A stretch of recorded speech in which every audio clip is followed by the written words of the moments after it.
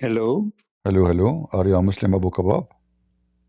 I'm an ex-Muslim. I'm an ex-Abdul. Why you left Islam, Do my you hear friend? me? Why you left Islam? What's wrong? I left Islam like I think it's now almost 10 years ago. I had doubts since I was a child because, I couldn't believe. I'm actually Lebanese origin. Okay, I actually don't want to waste a lot of time of yours. I just had two questions all right. because, I have lots of fights and argues with Muslims about because I bought your book and I Okay. read that the real name of Muhammad was Uh-huh. Qusam, or was it Qasim, Qasim, Quzam? Qasim. Uh-huh. Exactly. And my question was because, in Arabic, it's very, Qusam means something like you would say destiny. Sometimes they say it is kismet. No, no. Uh, Qisma is different. This is Qasim with tha. Tha. and Not what is the meaning of it? it. Because, It have many meaning. It can be the excrement of an animal, shit. It can yes. be damage, poison like poison food like milk. Okay. It's yeah, but the Muslim they claim that the name means something good. However, I see. whatever the name is, it is Qasim, whatever the meaning mean, and he changed his name after he claimed to be a prophet to Muhammad, the praised one. Yeah, because when you talk to Muslims, it's always the same. They say no, it's wrong, and when you show them proofs, because I showed also from your book, and I said, yeah, I think one guy is his name is Halabi, Hmm. who also wrote about the life of Muhammad, etc. And Uh-huh. I know from historical facts that there was even several Muhammads, and one of them they found even a coin with a cross, and it was for the Muhammad. It was written on this little coin from the time of Muhammad with a cross for Muhammad. So, and we know now that there were several guys who called themselves Muhammad. Muhammad And as you say, Muhammad is not a name. Muhammad is a word mean the praised one, and exactly, the praised one is anyone people they praise. He must be God, not a prophet. You know. exactly. And I was reading about historical findings that they said Muhammad was even actually a name for Jesus used in ancient times that they were calling Jesus Al Muhammad. So in Muhammad, what you say, his name is Qasum, Mhm. that he took this name, he stole it for himself, so they can he have a higher position. Just So to like just so, to just to help you more. Have you yeah, ever heard of a person? His name Manny. Mani, Manny. no, All right. Let us see.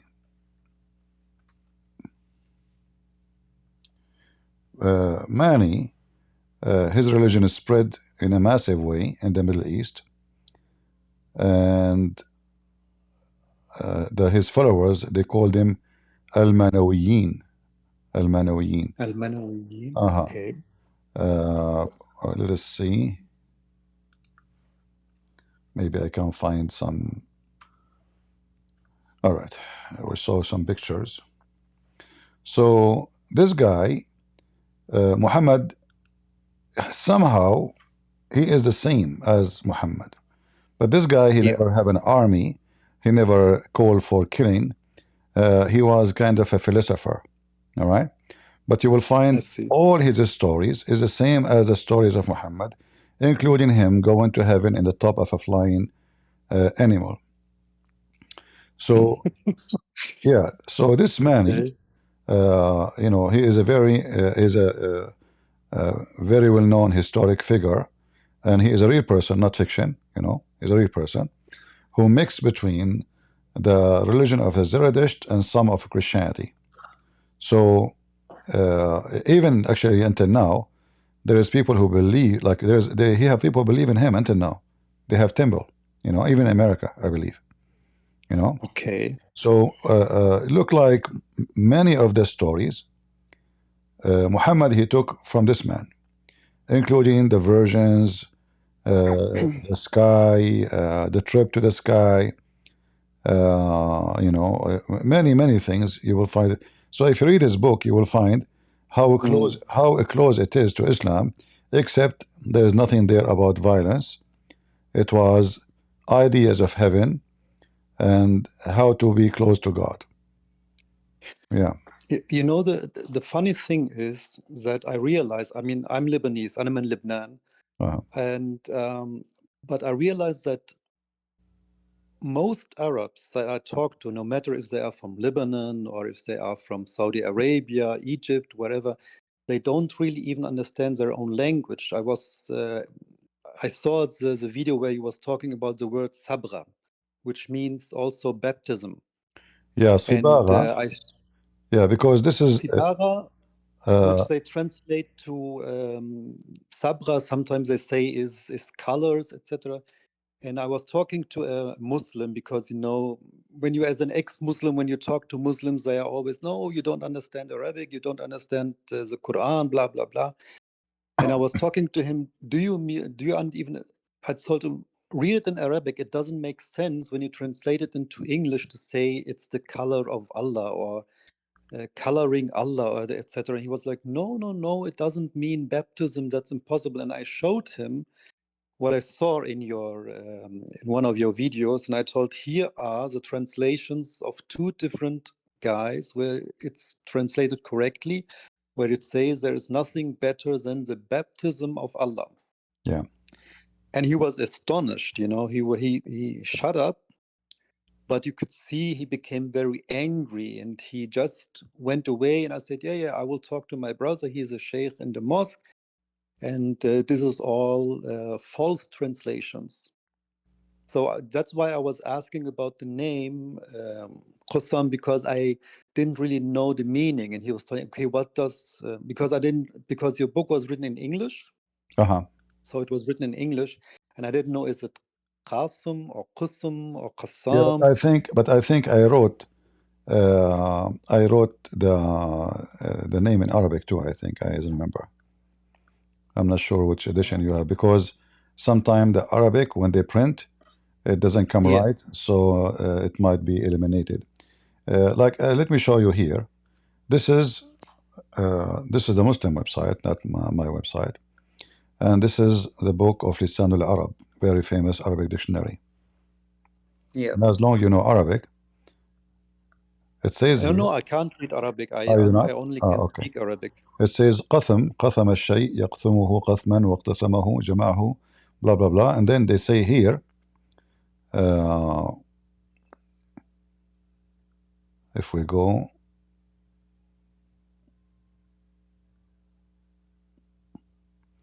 you see it, سمي الذكر من الضبعان قثم لبطئه في مشيه, and even the female. So what is qatham? According to this here interpretation in the dictionary, it is the male hyena or even a female hyena who is very slow in walking. Okay. Yeah. So there is many meaning for qatham, but whatever the meaning the Muslim they like to take, for sure they will take the best of the words, you know. But whatever name they take is going to be bad, you know. Yeah, like it says here, qatham is the poo is where the poo of the hyena drop, you know. No. Yeah. لطخه بقثم لطخه بجأرها لتلطخها بجأرها. So qatham, and for sure the Muslim they will say, and look, even here it says وهذه أسماء النبي سيدنا رسول الله. Actually, let me use a different browser so we can use it to translate, because this one translate. Maybe we can. No, let us use the other one. Give me a second. Yeah, I definitely have to save it so I can show them. All right, let me see and share the screen. All right, and now we share it with you here in Discord, so you can see the translation with me. Now, the Google translation will never be perfect. We know that, but it helped to explain. So here you see Yeah. it says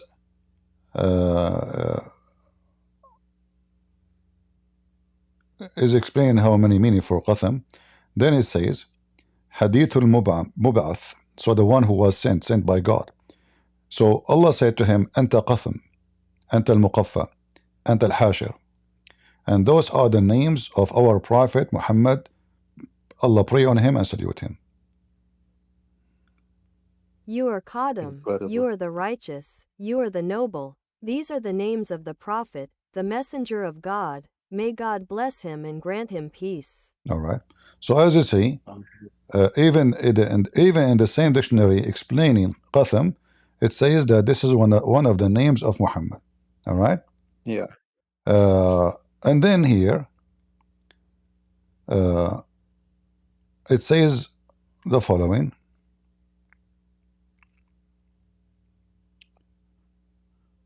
Let us see. One of the names of the hyena.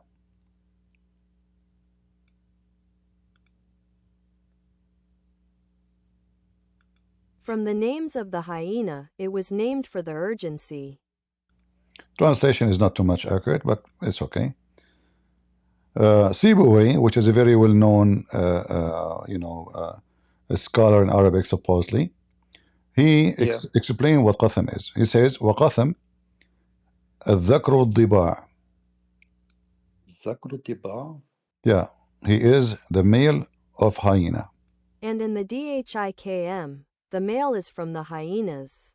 Yeah, translation again is messed up.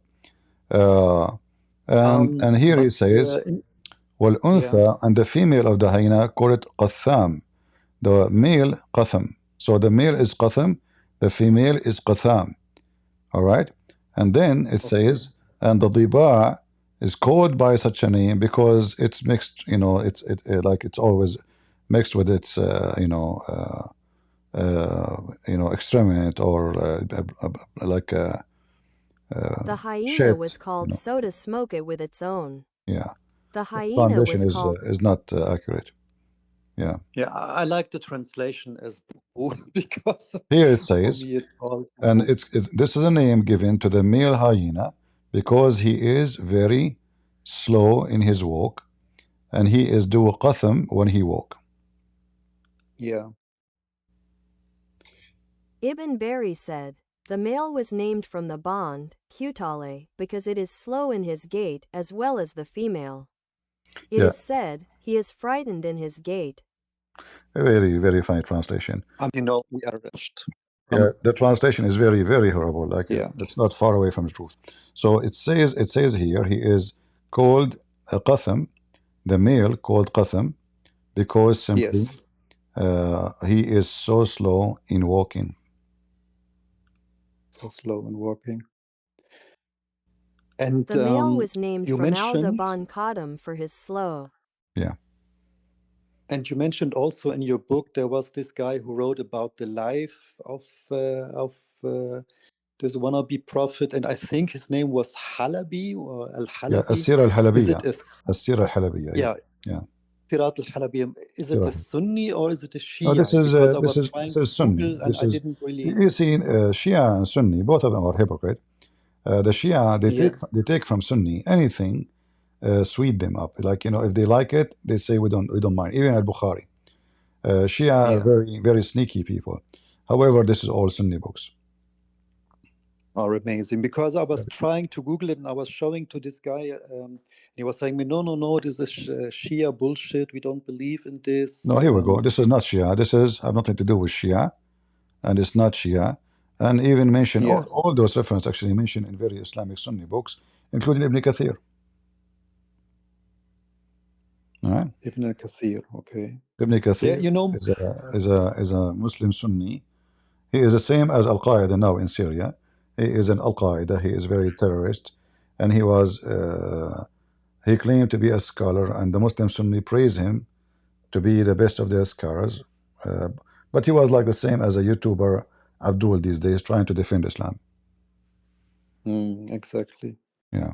Yeah, I mean, we are, as Muslims, when we grow up, we are brainwashed. We get all this bullshit, and we are not allowed to use our brains. That's why we have always not. I mean, honestly, there are so many words in Arabic that I speak, but I don't really know the meaning of it. And when you listen to people like you or this other guy, Sheikh, who's an ex-Muslim from Saudi Arabia, I forgot his name, and also Sam Shamoun, you realize what bullshit you were, like you said. I mean, from my childhood on, can you believe I was not able to say one time when they were saying Muhammad alayhi salatu salam, because I was like, no, this is wrong. This is, it doesn't make sense to me. But through you and Sheikh, I don't know his name anymore, and Sam, I have so many proofs that I was writing, with my hand and make copy paste from your videos so I can show to the Muslims and try to, and I just wanted to say thanks to you, I was really able to bring a lot of Muslims to thinking, and some even of them left Islam. And I just wanted to say, because I know you, I don't want to waste your time, and I wanted to thank you for all the informations that you are giving us and all the knowledge, which is really incredible that you have. And if you allow me one last question, is it okay? Sure. I was asking myself, you know Arabic so amazingly, and all translations in English, in German are purposely wrong because Muslims don't want the people to know the truth. And any translations that I read in English or in German was on purpose wrong, so that the people say, it's not so bad, they are not talking bad in Arabic. And I was asking myself, would it be not amazing if you would translate this shitty book into a well translation so that everyone can see, for example, what they are saying about our Holy Mother Mary when they say, "Nafakhna fi farjaha," we blew into her, you know what? I don't want to say it in English because it's so insulting for our Holy Mother. Would it be possible to translate the Quran and put it online so that we can show the people this is the correct translation, not that what Muslims always show you? Yeah, I'm working in that field. Somebody asking me, like you translated here, I said that Qatham mean the hyena who is covered by his own shit. So somebody is sending me a message saying, where you got this from, that this is mean shit.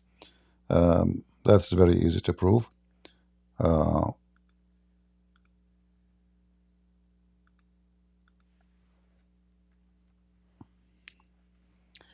This is again the dictionary. Yeah. As we see in front of us. Here it says, جعر يبست فضلات الطعام في إمعائه فلم يتبرز. It is the shit which is giving you hard time even to shit it. It's very hard. So here, in the case of Qatham, it is the shit who stuck in your fur, which is make it so ugly, so dirty, and it's not fitting down. It's like became like a glue. Yeah. Here it says, الجعر ما يبس في الدبر من العذرة. Jar is what is dry out in the anus. Let me use a translation. Maybe I can find, hold on, maybe I can find English Arabic translation right away.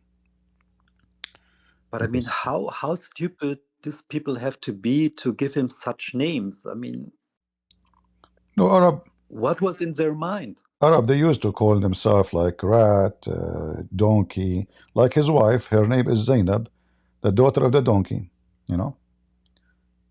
Yeah, Zainab. Zainab means the daughter of the donkey? No, her name is Zainab bint Jahsh. Jahsh is donkey. Oh, really? I didn't know that. Yeah. Meaning, let me see.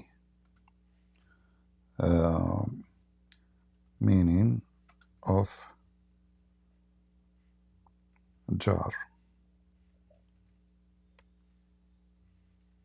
I'm trying just to find the website which shows us the word English, Arabic. Here we go. So this is jar. You see, we don't make things up. Jar is the shit of the animals. Oh dear. You see it here? Yeah. Dropping dunk. Roth, jar. You see it? Then here it says the shit of the sheep or even lion. All right. A drop manure. Doo-doo. Doo-doo. Poo-poo. Worm cast. I think if I show them this one, they're gonna kill me for that. Yeah, yeah. All is connected to the name Qatham. So when we say something, I don't say it because millions of people will read my books, and if I'm making things up, people will laugh at me, right? People they will laugh at you. Nobody will listen to you anymore, because you are losing you're not trustworthy no more, Yeah, I mean, anyway, it's hard to show my let me say my Muslim brothers, who I still consider them because I wanna save them. I wanna help them. I mean, as you can imagine, many times I was beaten. My own family tried to kill me a few times because I left Islam. And even if you show them proofs, whatever you show them, even if you show them from the Quran, you say, no, you don't understand. It's you have to talk to the sheikh. If you tell them, okay, here, your sheikh is, and he said, no, you have to go to a higher one. You have to go to the one in Cairo, for example, where all these Sunni sheikhs came from. And it's and even if you show to Germans, for example, I mean, Google translates Allah into God, which is of course wrong. And I wrote even to Google, I said it's not Allah, because Allah means ilah or ilahana. No. Allah doesn't mean ilah. Allah is two words. Exactly. Al is a word meaning God. La is the name of the God. Allah is the moon God. But Google translated wrong. When you put Allah, it translated Google don't translate really. What Google do, it's a search engine. This is not a software to translate. It's a search engine, and will take the word which exists already in their database, the most popular use for it, and they give it to you. Yeah. Otherwise, it's not really a this is why, like when we translate here, it doesn't come right. It's messed up. If you try to translate any verse in the Quran, what Google will do will take the most popular translation for the same verse and give it to you. You will see it's exactly like now. If I take let us say any verse in the Quran, let us say the chapter of the animals. All right.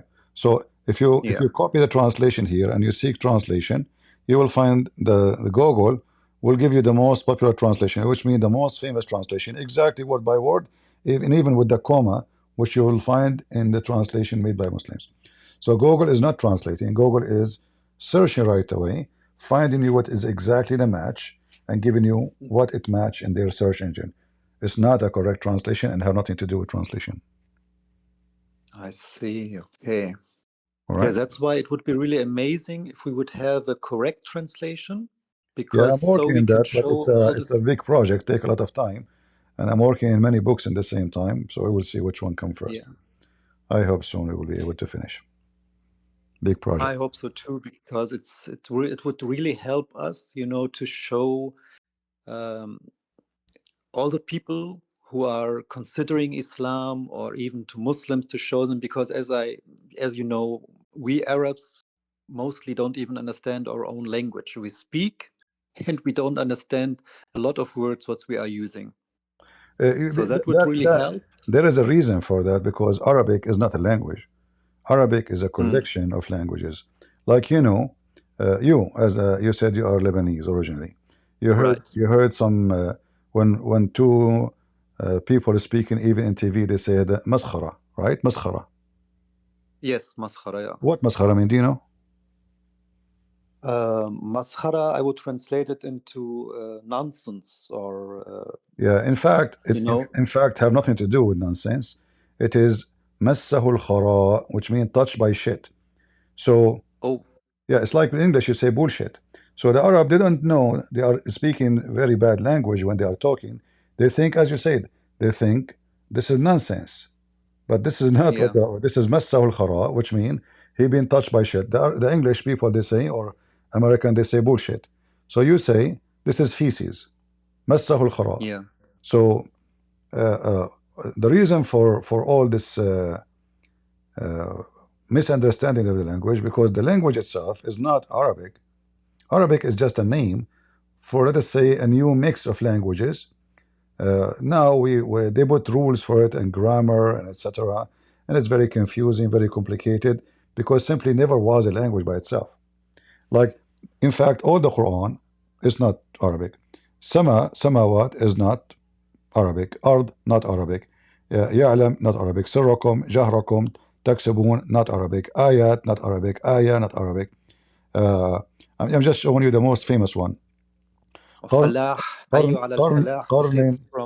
everything. Qurtas, like the funny is, they say to you the Quran is a pure Arabic book, but then in one page you will find thousands of words have nothing to do with the Arabic language.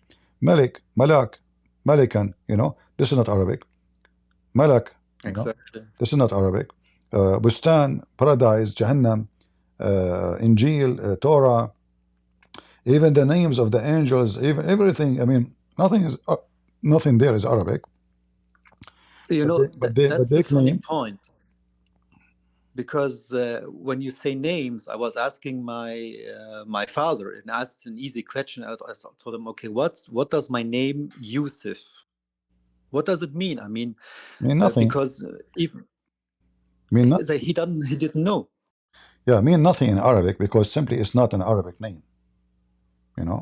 But he said no, it's Arabic. He said no, and Isa, Yeshua. I mean, they say Isa. It's Arabic, and all Maryam.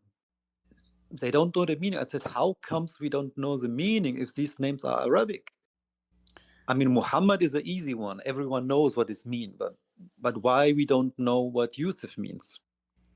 Yeah, because you see, when you steal names and you use them and you are not connected to the background of it, then you will not know what the name means. This is why the Quran, Islam by itself, is just a very stupid, confusing religion. The only way to understand Islam better, then you have to use the Torah, the Old Testament, and the New Testament. Otherwise, the Quran by itself is just a book of rubbish. It's like, you know, somebody, Hello? Yeah, you hear me? Yes, right. Now I hear you. Like somebody, he have a bunch of papers, a book, let us say, and but the pages are not connected to each other. And somebody turned a very powerful fan, and then the pages scattered everywhere. And then he want to make a book, so he just gathered the pages, and he put them together. But the pages are not organized no more. This is Islam. There is no connection. Like if you read any chapter in the Quran, you will find no connection. And there's no meaning. Like, what is the meaning of this? What is this? What is this here? Nothing. It's just a stupid talk. Yeah. What is this? I mean, what is this? Nothing. Even with the first, I mean, even the word surah, it doesn't make sense for me. And I said, why did they use such stupid names like Ayat al-Baqarah or all these stupid names? You know, I said, even the word Baqarah is not Arabic.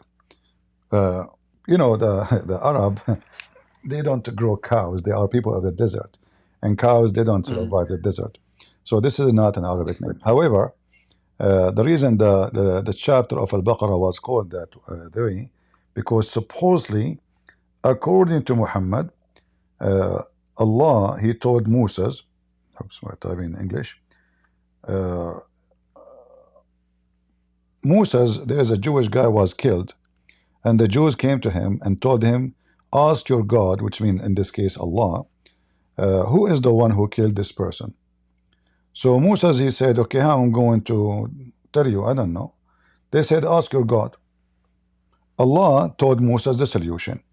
He says, go and bring me a certain kind of cow. He gave him description for the cow and what is the qualification of this cow, as we see in the screen.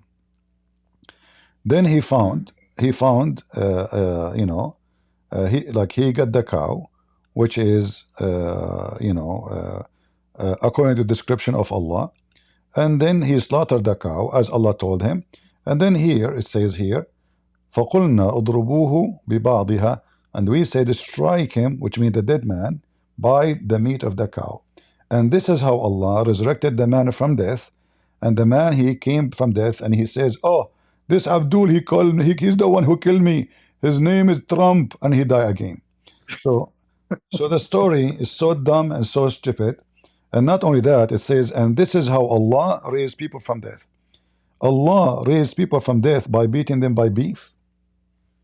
What is this? I thought Allah, if you want something, he say B is going to be. What is the beef relationship with resurrection now? Yeah, I mean, just like there are ice mountains in the sky in the Quran. But no, here Muhammad is just a mouth. The Quran says in chapter 9, if you go chapter 9, verse number 61, you will see the Arab, they call Muhammad an udhun. What udhun mean? He is an ear, which means whatever you say to him, he take the story, he put it in the Quran. They said to him, there's a flying carpet, he put it in the Quran. Talking ant, he put it in the Quran. Flying horse, flying donkey, flying etc. He added in the, just tell him any story. Muhammad, he will claim it is his God who told him the story, and he put it in the Quran. And this is the same. He heard a bunch of Jews have legions, fictional stories. Muhammad, he heard the story, he put it in the Quran about Musa resurrecting somebody by beating him by beef. Yeah, just like Zulqarnain and all the other nonsense that he put inside because he liked it so much. Yeah, and if you read here actually, what is the relationship here with this verse about resurrecting the dead man by beating him by beef with the verse after it? Nothing. Look how he jumped. Flight of thoughts. Nothing. What is the verse here have to do with this verse? Nothing. So Jesus just said, arise, and Lazarus arise from the dead, but here Moses had to. Yeah, because Moses obviously, according to Muhammad, he was a Hindu. They believe in the power of the cow, So and what make it more funny that Allah, he says, and thus this is how Allah, he raised people from death. How? By beating them by beef. Yeah, I mean, Allah in Quran talks even to himself and praises himself, that calls himself pride. And the funny thing, even with the first surah, it doesn't make sense from the beginning to the end. And if you say, okay, it's Allah talking, so Allah is saying, in the name of Allah. It's so hilarious. And there is not a certain, this might change to the Muslims if they are listening. If anyone can join us and show me one chapter in the Quran is not stupid, just one. You can't find it. It's impossible. This is, when we say book of God, you expect some high quality wisdom. I mean, there's wise people who are not God, and they speak wisdom. But this guy he claimed that God he's talking here is just so dumb and so stupid, And the proof that the Quran is so stupid, actually, the Muslims, in order to explain what the Quran is saying, they have to add tons of a bracket. Like, it's hard to find one verse, there's no brackets in it. Why? Because simply, without the bracket, the Quran is so stupid. and after the Quran, after the bracket is more stupid. So Mm. they try to fix it by adding brackets because the Quran obviously cannot explain itself. But Exactly. why I need to add bracket everywhere I go if this Quran is so clear? And the Quran says clearly that Allah, He explained the Quran, you know. And so why the Muslim need to explain the Quran if Allah explained the Quran? But the funny thing is, even if they try, they can't explain. Because as I told you in the beginning, I was asking a simple question. Why do we have to say Allah prays on Muhammad? On Muhammad? Because, I mean, if he is God, and they say, no, no, no, no, you don't have to think about it and just accept it. It's something like blessing. I said, no, blessing in Arabic is baraka. So, and there is also other sentence where it says barakallahu alayhi, blah, blah, blah. So why I have always to say alayhi salatu salam, wa Allah salli alayhum. I mean, it doesn't make sense to me. Yeah, Why they is try to fix Allah it. They try to fix praying? it. They say it means a blessing, but we know that salah mean a pray, not a blessing. There's a huge difference between prayer and the blessing. Exactly.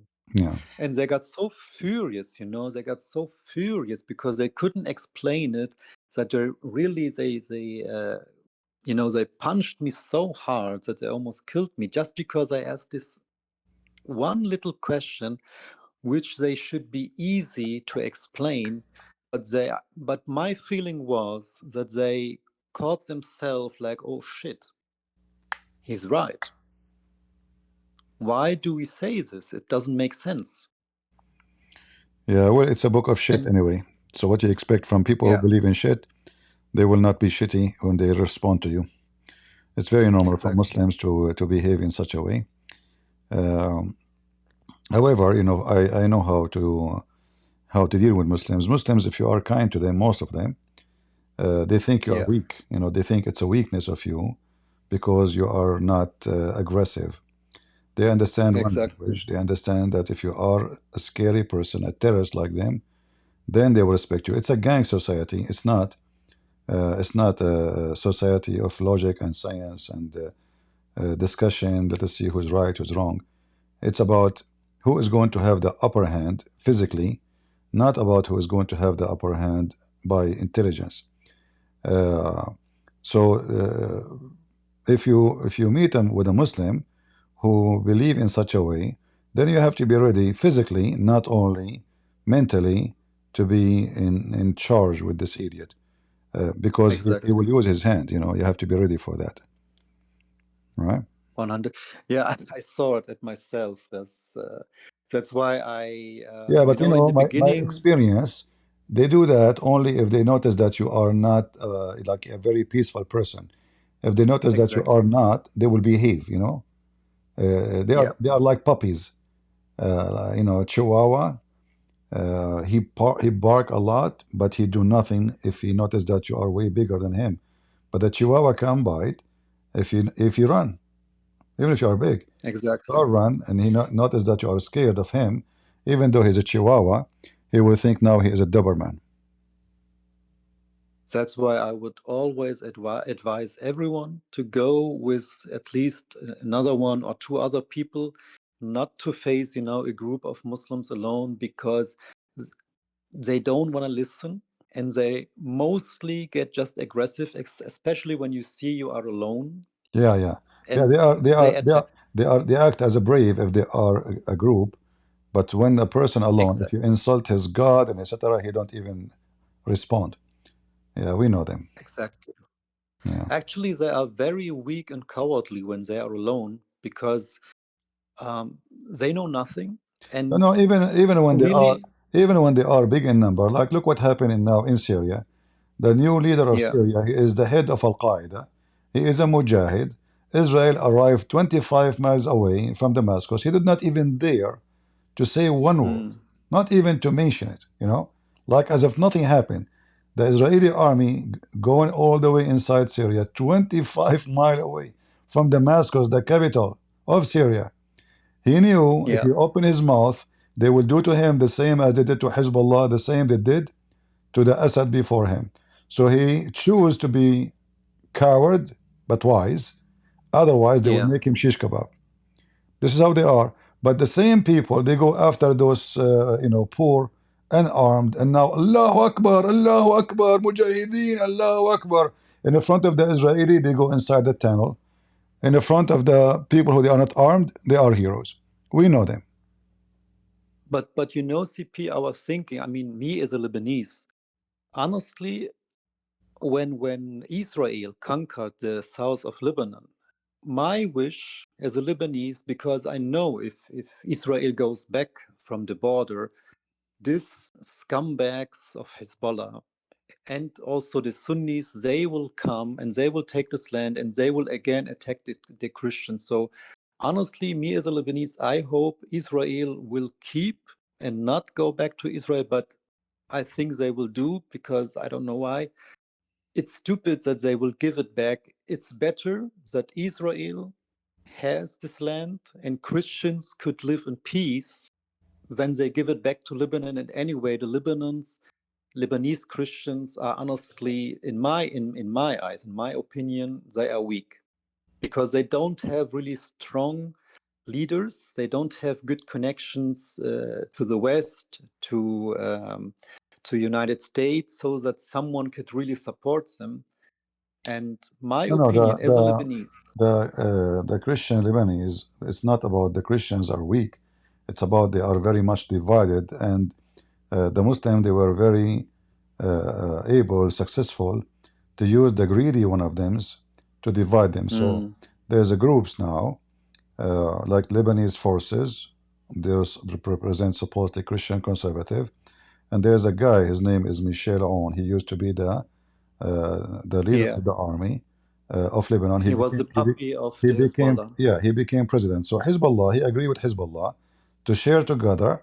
So Hezbollah used him to divide the Christians to two major parties, and that weakened the Christians massively and make them, useless.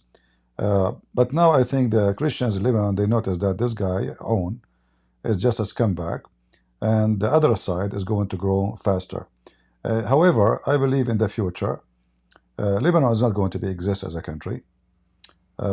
Syria is going to be taken by somebody. It's not going to be the land of the Syrian. The future will change. The one who have the upper hand, he will take his neighbor, and this is how those countries always function. Nothing changed. Turkey will try to swallow as much as they can of Syria. Israel will try to take and swallow as much they can of Syria and Lebanon. But in order to do that, you have, let us say, you have to wait for the opportunity. Like one day, a massive war will happen in the world, where nobody care about you taking half of Syria. You know what I mean? Like a war, like everybody, it's like Third War 3. So then nobody will care. Like now, if they are attacking Gaza, half of the earth go and strike and protest in the street. But when a massive war happen in the world, people will be busy with their food, with their water, with their survival, and nobody will care about what happened in Gaza, what happened in Egypt, what happened in Syria. Those countries even don't count. They are not even countries who produce anything. They are countries who are, like, let us say, living in the side of history, and they need help. Like even their food is an assistant. They are unable to produce anything. If you go to Lebanon, like what is made in Lebanon? Nothing almost. What is made in Syria? Nothing. What is made nothing is made in their countries. So there are people who live by what other people send in them. So Lebanese Christian, as an example, there's a 22 million Lebanese Christians abroad, and there's 3 million Christians in Lebanon. So there's like almost more than 10 times more Christians Lebanese abroad, more than the Lebanese inside. So how the Lebanese inside live? By the money is sent to them from Lebanese outside. Otherwise, the country is bankrupt. Right. There's nothing. There's no. Even the banks are bankrupt. The government is bankrupt. There's no electricity. So those countries, they have no future. The only one who will have a future is those who can build the economy, and they can thrive. And those are the Jews. The Jews, they took the land. The land is a desert, and actually their land is the worst between compared to Lebanon or to Syria. But look what the Jews were able to accomplish. They made the desert full of farms. They are Exactly. now importing wine and grape around the world, even flowers. The desert became a paradise. This is what the Jews do. Even in the time of Muhammad, when Muhammad came to Yathrib, Yathrib is where? In Saudi Arabia. The Jews made Yathrib, the desert, Yathrib, they made it paradise, full of trees and food and etc. So the Jews is gone. Yathrib now is back desert. So it's not about land. It's about who live in the land, you know. And as long Muslims in that land, those lands will never have a future. Persia, you know, Persia used to be one of the biggest empires in the world, and they are competing with the Roman, a great civilization. The Islam came. What happened to Persia? Go take a look. Islam made all the people stupid. Islam is a stupid, and whoever join it, he have to agree to be stupid. Yeah. All right, my friend. Thank you very much for joining us. Thank you. You're welcome.